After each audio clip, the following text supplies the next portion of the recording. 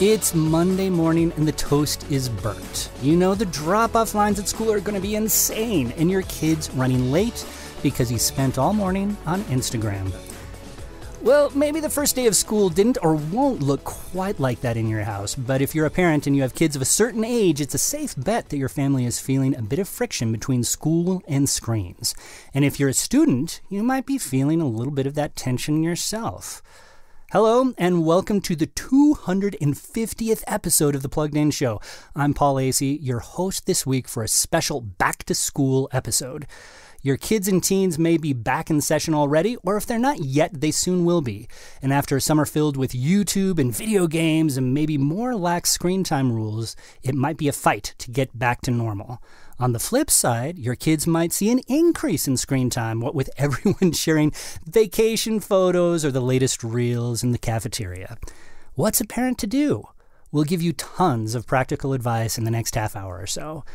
And then we'll turn our attention to another screen, a big one, and one that comes with some potentially big issues. Beetlejuice is in theaters this weekend, featuring Michael Keaton again in the role of the deranged demon.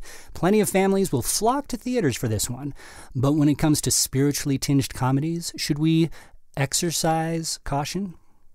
It should be a fun show, especially as I'm joined by two very fun people, Emily Chow and Jonathan McKee. Hey, guys. Hey. Hey.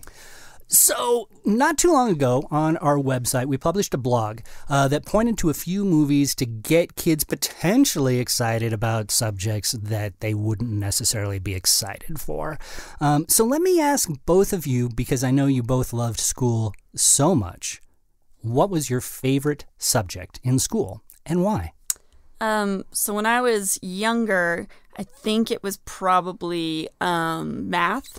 I really liked math when I was like elementary through middle school, I think. And I think I liked it because I was good at it and it was easy and I could get it done. I could get my homework done for math faster than any of my other subjects.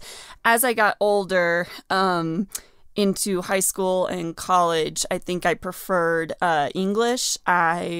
I liked reading. I liked grammar. I was good at both. And so, yeah, I tended to like the subjects that I was good at. So. Well, yeah. I mean, that makes sense. Because I was like, oh, this is easy. One subject I always hated science because I wasn't good at science. I didn't really care for history either because I wasn't good at it. I'm fine with them now. But yeah, as a kid, I was like, oh, don't make me take a history test. See, that's interesting because you would think English and history would go together, math and science would go together, but not so much. I think I had, no offense to my teachers if they are listening, I think I had some boring history teachers for a while, and that's not their fault necessarily. I just think that that's what was going on. And then with science, I think actually the same thing. So no offense to my science teachers either. I think that my science teachers were a little boring. The one thing I remember from history, the one good history teacher I had, the way she would tell you history was like she was there. And she was, great. Seasoned, well seasoned. She lived history is what you're saying. Yeah. So when she would talk about it like she was there, it was actually kind of interesting. It was like, it was more like listening to a story than to a textbook. And then I had one science teacher. This is the only science lesson I ever remembered. It was the lesson where we did liquid nitrogen. Oh, yeah. That's fun. Always fun. We got to smash a lot of things. It was fun. Oh, there you go. That's awesome. We would freeze them and then we'd smash them, shatter them into pieces. All right, Jonathan, you're up. Can you top that? Well, smashing things? No, man. It's just funny. I was just laughing as Emily was talking about how easy math was, and it just made me think of how different we all are. Because I know for some people, certain writing is terrible, but man, I stunk at math. I stunk. Basic math, I was fine. Adding stuff and all that kind of stuff. But when they got letters and math, I'm like, wait, those are supposed to be in English. How did those crawl over into math? And my math homework, I literally needed a tutor to help me through and stuff like that. But I always liked writing. But your question was, what was your favorite subject in school? I'm going to go ahead and talk about in college. I couldn't believe I switched schools because I met my wife and she was here in the Sacramento area. So I switched to California State University, Sacramento, little plug there. And I switched there because she was here and I didn't want to go away because she was here. Did I mention she was here? She was here. She was here. She was here. So that's where I was going to go to school. I don't care what kind of. So when I switched here, my major, which was communication at the time, California State University, you could take film as communication instead of just communication. That's literally what my degree is in. Yeah. So I was like, hey, I can take classes on this thing I like so much. And like I had classes that were like where we watched movies and wrote about them. And I'm like, I can do both those things, See, that's simultaneously, that's so cool. And then we took these film production classes and I had this one teacher who, was a USC film school grad who was just this amazing guy, had been on movie sets and he would just tell these amazing stories and we had to learn how to, wire a house for, like how to light a house and how to, we learned all this cool stuff. And I was like, this is crazy that, I'm getting a degree on something like this that I enjoy. So I got to just tell you that was probably my favorite subject. It's all my remarkable film classes. actually that you loved your film classes and yet you still have such terrible taste in movies. I don't quite understand how that works. You have to go back to like episode 1 on that, listeners. Do you remember Paul and I's argument about Terrence Malick? Terrence Malick, sure thin red. Terrence Malick is great, but moving on. I had one answer prepared, but Emily, you convinced me to change my answer. My bad. Ooh, that's awesome. I think my favorite subject in school, and again, this is because of a teacher, history. So I had some not great history teachers going through middle school, early part of high school, but then I had this fantastic teacher. His name was Dr. Smith. And I actually worked with his son on a newspaper later, which is another story, another podcast for another time. But he was fantastic, and he did exactly what you were talking about, Emily. He made this history came alive. And the thing that also made it really cool is every single day he would come in, he would wear some extravagantly weird tie. Like some of them were made out of fur, some of them just lit up. They were all these crazy ties, which kept your interest, right? Yeah. So you just had to see if the tie was going to start crawling away at one point in time. Still kicking.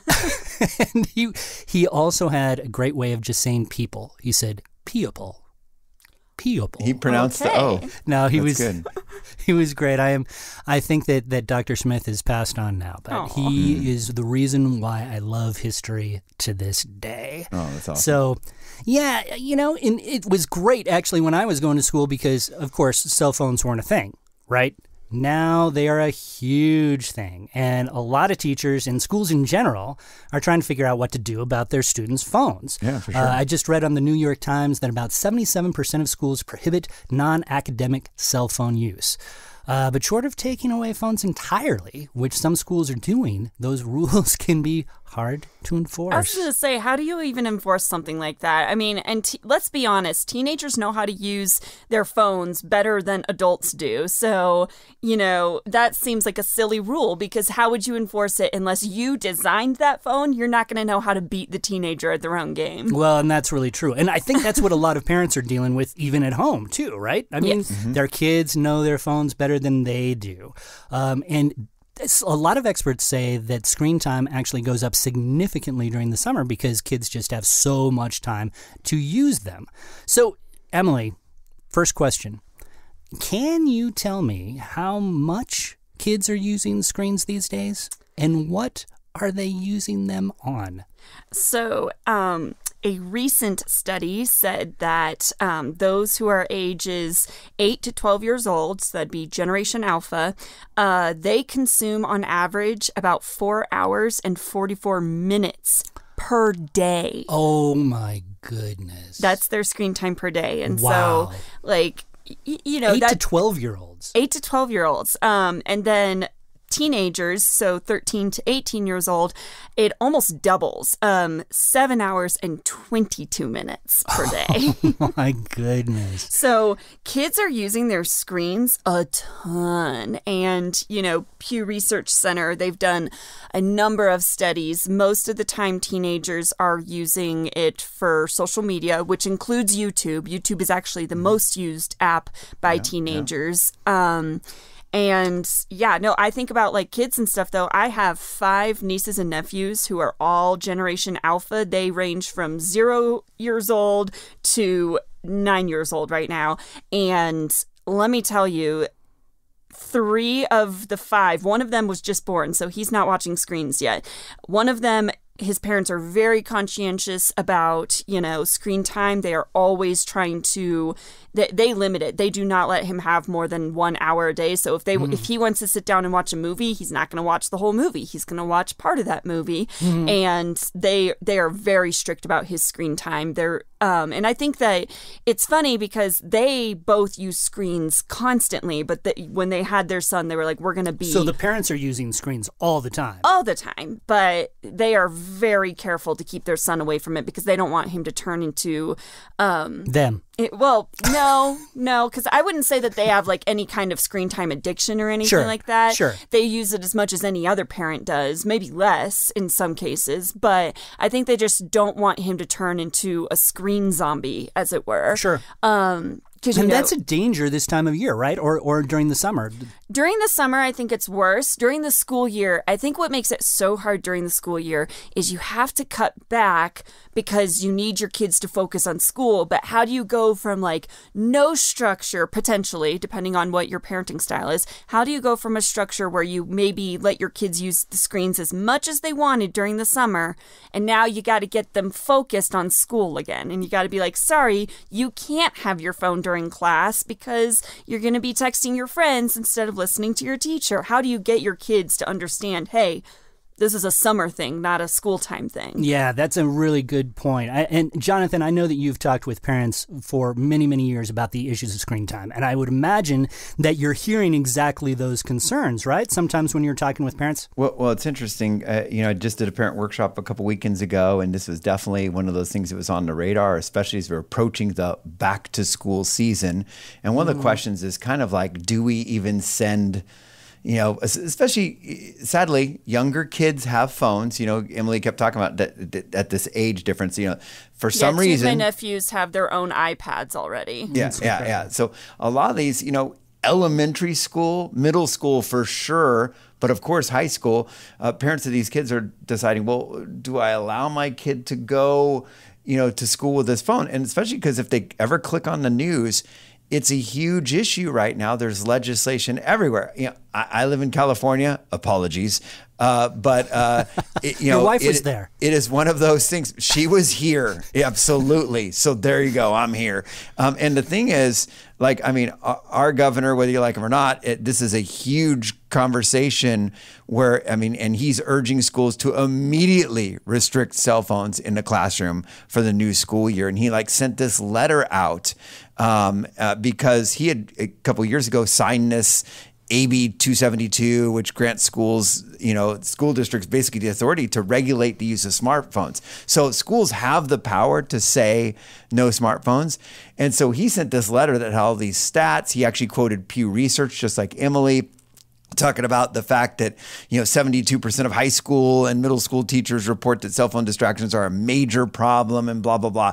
So this is in the news. So parents are sitting there going, wait a second, can when they pick up the headlines, they go, look at this Texas school, this Florida school, this Pennsylvania school is actually having, if kids bring their phones to school, they have to put it in a bag and get it locked for the day. So this is all over the news. So parents are like, asking their kids, well, are you even allowed to? And the kids are like, of course I am, regardless of what their school's policy is. So yeah, this is a huge conversation right now. Here's the good thing. one of the things that, listeners, what do we talk about on this podcast all the time? We constantly talk about having these conversations. What a great springboard. What a great catalyst for some of these conversations, because the conversations are out there. They're almost kind of forced. And so instead of it turning into a conversation 5 minutes before school, what are you doing with that phone? No, give me that. And then get in a big argument right before walking out the door. This is what I call the Thursday night pizza conversation. This is the, hey, guess what? School's back in. Obviously, this is a huge issue. Hey, look, here's Google if you live, name it, in Colorado Springs, Colorado, Google Colorado Springs School District phones in high school or phone-free high school, and you will find an article about what your schools are going through right now, and talk with your kids about it. Say, hey, look, this is interesting. Look what our governor is proposing right now. And then ask this question. What do you think? What do you think the smart thing to do here is? Start that conversation. Absolutely. Well, what I'm thinking about, and maybe this is another question, Jonathan. So you're talking about having a conversation with your kid. Well, I remember having conversations with my parents about phone usage during school when I was a teenager, because we did have cell phones. And I remember that the number one excuse that I gave and that all my siblings gave, that all my friends gave, was, well, no, we're not supposed to have our phones, but what if there's an emergency? Mm-hmm. I don't want them to take away my phone and then me not be able to call you if something happens and I need you to come and get me or something like that. That was always the excuse we gave.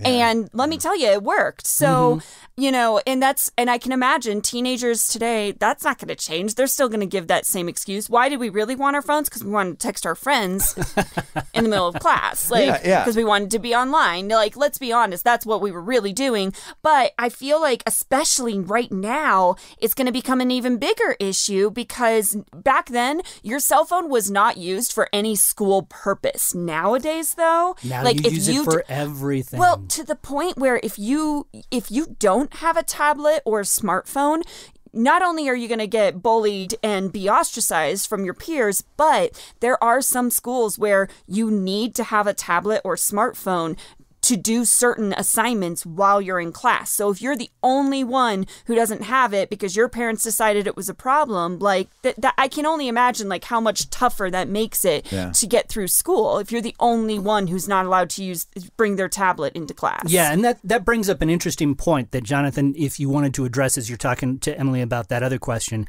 a lot of kids might actually see an increase in screen time because they are used so often in school. Is that sort of something that parents are going to need to navigate as well? Yeah. Well, I mean, again, let's go back to, our podcast episode just a few episodes ago, where we spent the whole episode talking about, that great book, An Anxious Generation, by Jonathan Haidt, and that is one of those things where he just calls out, that book, we summarize, is we're overprotecting children in the real world and underprotecting them online. And what Emily just said about the kid using that argument of, but I need it for safety. Right, it's ironic because parents always say that, like, well, I was worried. The reason I gave my 9-year-old a smartphone is because what if she needs to call me?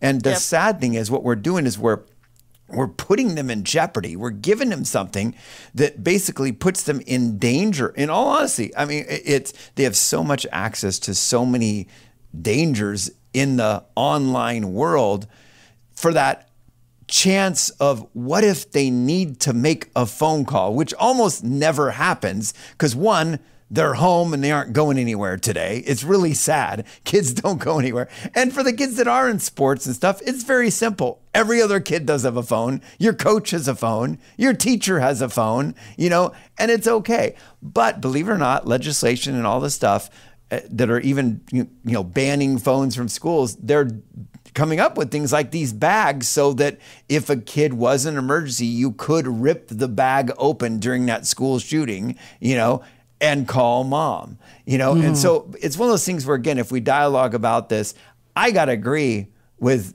that book. And we talked about it in that podcast. So I encourage you to, listeners to jump back and listen to that. We are overprotecting our children in the real world.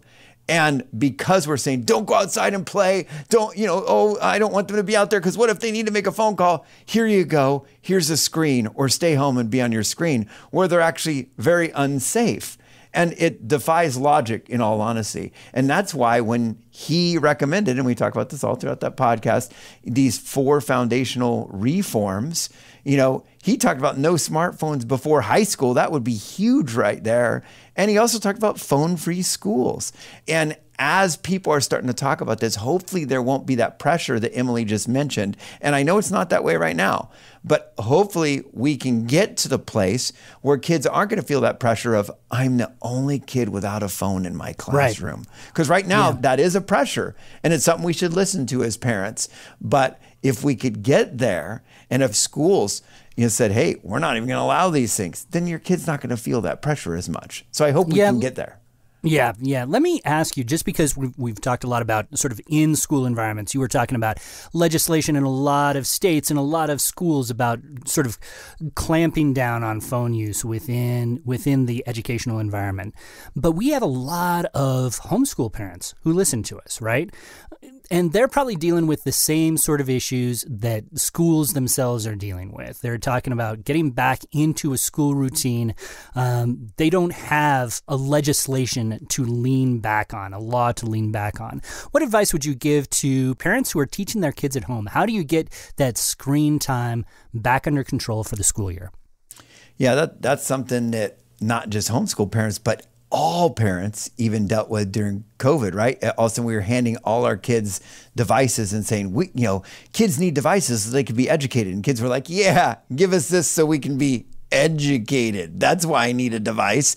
Bottom line is, you're right. Homeschool kids have devices throughout the day. So I think it's great to put on some safeguards of those devices so that while during the day, they won't stumble into sites that they shouldn't be. And by the way, it's very hard to protect everything. Sure. The other thing I think are some great safeguards is public locations where they're on those devices. And that's hard because kids want to be in devices in their rooms.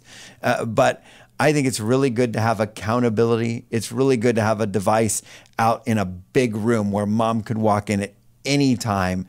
It just kind of ups that accountability of them not being on a place they shouldn't be, even if you do a blocks on the device. The other thing I would say is, hey, during school hours, sure, they're going to need to be on devices, but please adhere to the advice that most experts and mental health experts are saying, which is keep those devices out of the bedrooms at night. Just because you're giving your kid a device that they need for school doesn't mean that they need that device at night. And for sure, get devices out of the bedrooms at night. No, I think that makes a ton of sense, Jonathan, to restrict the phone use. It can be difficult this time of year to get people back on screens. But one thing that you mentioned that I wanted to just circle back to is the idea of overprotecting kids in the real world. We talk a lot of times about screens as addictions. And I think studies have shown pretty often that when we're over-relying on anything, be it screens, be it food, a lot of the time it's because we're just trying to fill empty space. And one of the things that maybe parents can encourage is just some of those after-school activities, That's what I was going to say. I think that, when it comes to reducing the amount of screen time your kid's going to have during the year, really encouraging those extracurricular activities, encouraging them to go out and hang out with their friends after school, just doing that can actually be a huge boon to the screen time usage. Because think about it, if you're out on a field playing soccer, playing football, playing volleyball, playing insert sport of your choice. On stage, you are not, singing. Yes, if you're on stage rehearsing for a play, if you're at choir practice, if you're at piano practice, any extracurricular you can think of. If you're in chess club or maybe not robotics club. Robotics club, you might still be on your devices. But what I'm saying here is that when you are involved in face-to-face interactions with other kids your age, guess what you're not doing? Getting on your phone. You are not sitting there, you don't go for a tackle and then whip out your cell phone. Nope. They don't do it in the NFL. They don't do it in high school because that's how you get hurt. Because that's when your buddy says, oh yeah, now I'm going to tackle you because you're not paying attention. No. So I think that extracurriculars is one really great way, to kind of get your kid off their screen and into interactions with their peers. And I think that, again, like, let's say your kid is just not an extracurricular kid. There are some kids who are like, they're homebodies. They're like, I don't want to do sports. I don't want to do theater. I don't want to. That's fine. Try to encourage them to do some non-screen activities, whether that be hanging out with their friends, or maybe you're just like, they come home and instead of getting on TV for an hour, which is what I did when I was in middle school, shouldn't have, but that's what I did because my parents weren't home. Try to encourage them, hey, when you come home, read a book for the first hour that you're home. After that, like, just, go knit something just spend an hour not on your screen to decompress from the day that you just had. And then we'll be home, your parents will be home, and we can talk and we can have a family dinner. We talk about your school day. Like, encourage non-screen activities as a way to decompress when you get home at the end of the day. Think of all the sweaters that are going to be knit by young boys. Oh my goodness! I don't want to play. I don't want to play video games. I'm going to knit a sweater. If somebody's child decides to start knitting sweaters to curb their screen time, send me a sweater. You know what's funny? It is funny how the older we get, the more self-conscious we get. Because honestly, I mean, go ahead, make fun of me, listeners. Send it in the comments. But when I was like young, like first grade, second, I literally remember my grandma teaching me to crochet, and I thought it was the coolest thing ever. And I was like, look, I made a pot holder. And then the older you get, you're like, I can't crochet. That's for grandmas. And it's really kind of sad because what makes crocheting bad? I mean, I would love to knit a sweater. That'd be pretty cool, And here, I think that's really valid. And as we sort of bring this conversation in for a landing, that's a great word of wisdom, Jonathan. Crochet, do a craft. It's the new fad. Spend time with friends. I think the key when we're talking about any of these conversations, there are some specific things that you can do during the school year to keep your kids away from phone. Extracurricular activities is a great idea. But generally speaking, just try to focus your kids on the world around them, right? Yeah. We spend so much time embedded in our screens. Encourage them to look somebody else in the eye. Encourage them to look at their little crochet hooks or whatever they're doing. Just encourage them to turn their attention away from the screens because there's so much richness. And if I could just put a little icing on that cake, it's just sometimes it's hard because I know there's parents out there where their kids just... It's so hard to pry them away from social media. It's so hard to pry that young man away from a video game. And sometimes maybe it starts with join them. Like when your kid's playing that video game, sit and go, what are you playing? Hey, can I play too? And sit down with them. Sit down and play an hour with your kid and then be like, hey, let's click this off and let's go. And whatever that is. And if your kid's not athletic, let's go on a walk. Let's go get some wings. Let's go crochet. No, whatever. But sometimes maybe start by noticing their world and caring for them and listening for them. And, oh, show me that. Is that your character? Oh, what's that? Oh, that's cool. Where'd you get that outfit? Oh, you had to earn that by passing this level. Find those things out. Care about their world instead of just walking in like, no screens, come crochet. It doesn't work. Right. It's all about connection, right? Connecting with other people as opposed to screens. So those are great words. Now, as we move on, friends in the audience, you know how you can cut down your own screen time? I think that Emily mentioned this by reading, of course. Not a Kindle, not on a tablet, but on a real paper and ink book. And we've got a great one for you to read written by our own plugged-in team. It's called Becoming a Screen-Savvy Family. That's right. The word screen is right in the title. And everyone knows that if you read the word screen on paper, you'll be less likely to turn one on. Uncredentialed scientists everywhere say so. So, those uncredentialed scientists know what they're talking about. And this book has you especially covered because the word screen is on practically every page. So by the time you finish reading Becoming a Screen-Savvy Family, you won't want to do anything but read it again. And for a gift of any amount, we'll send one to you. That's right, to you. Go to the Plugged In Show homepage and find out how. Now, in our second segment, we're going to turn our attention to a different sort of conversation. It's been 36 years since we last saw Michael Keaton in a striped suit and green hair, but now he's back in Beetlejuice. Beetlejuice. No, don't say it 3 times. I know. That's what wrong. I was trying to do there. According to a news source, director Tim Burton is using, and I quote, actual demonic forces rather than attempting to create them using CGI. That's crazy. Okay, so that news source... That's crazy. The news source is actually The Onion, a satirical website that makes pretty much everything. I thought you were serious. No, I was like, there we I go. just Okay. lost all of a so sudden, much respect. But it hints at a big issue, right? That a lot of parents are sort of navigating as we're talking about this movie. It's going to be a big movie. Lots of kids are going to want to see it. Should parents let their kids go? And should they go I'm going to answer that right now. No. No. Speaking as a kid who was a kid when the first movie came out, Beetlejuice was the stuff of nightmares. And I think it probably took me 5 years to watch the movie all the way through.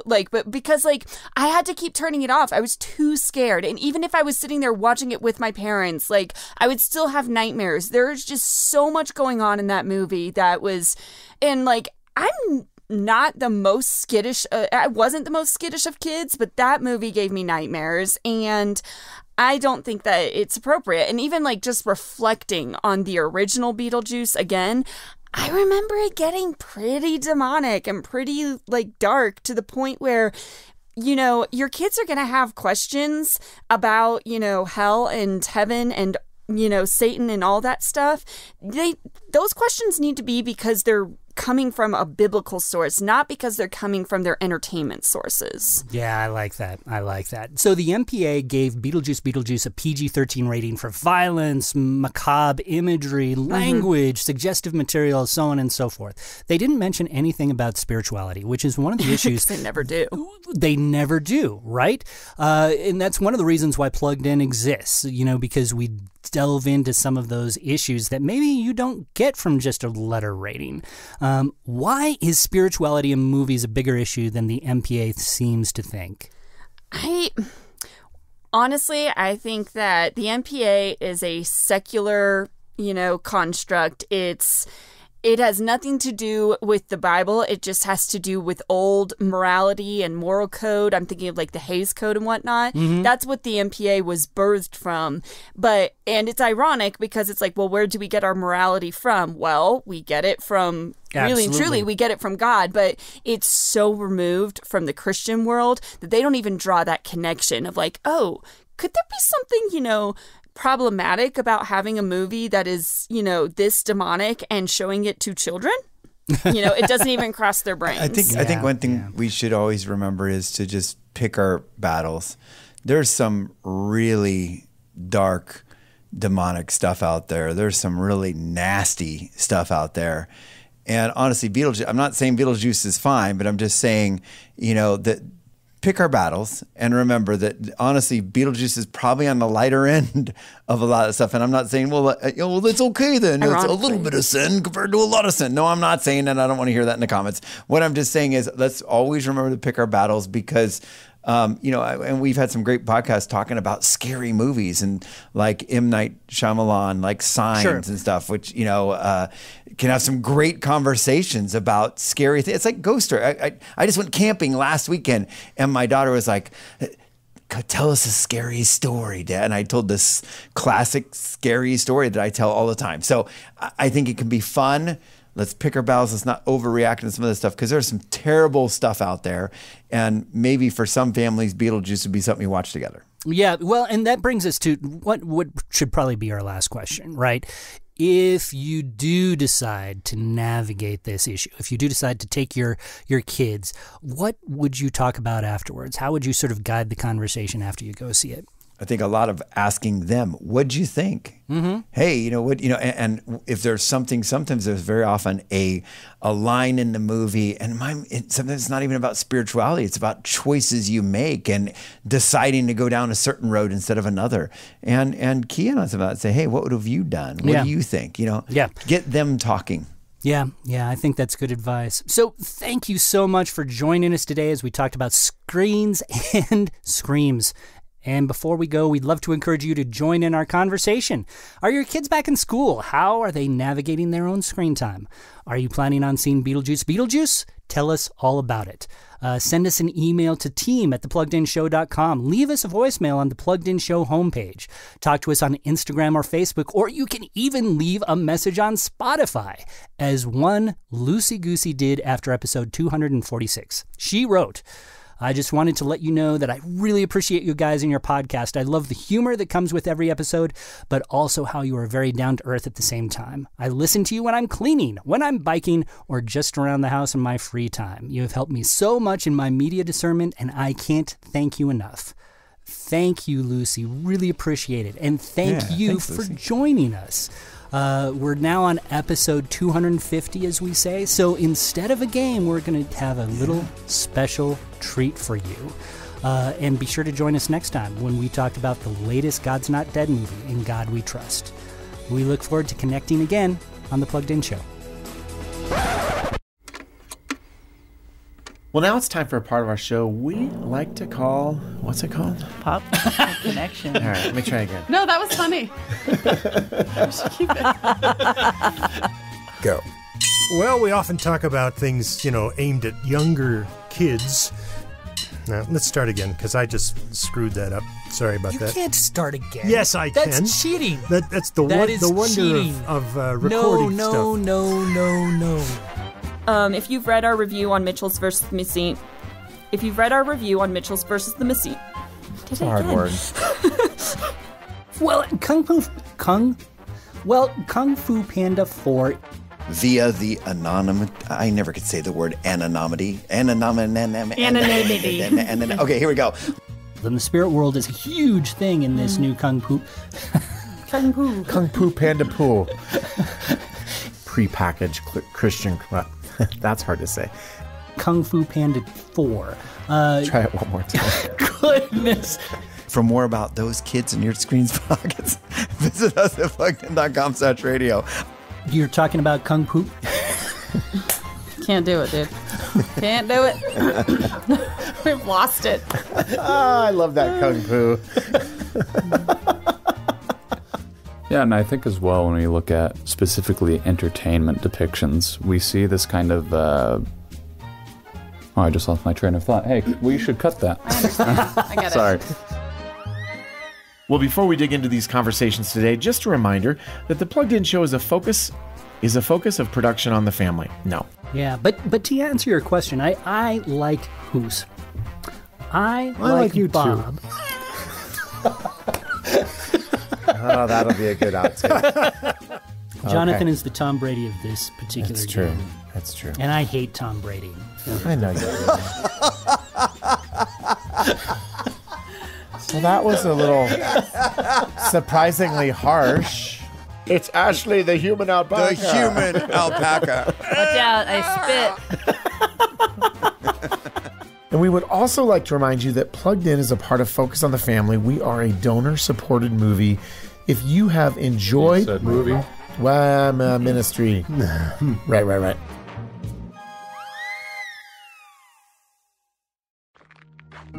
God wants true disciples, ones that think like Him, talk like Him, walk like Him, disciples that bring shalom to the chaos of this world. Pursue that path with the RVL Discipleship Series. Bible scholar Ray Vanderlaan will give you the tools to understand the Bible more deeply and inspire you to be a passionate follower of Christ. Watch the first episode at rvldiscipleship.com.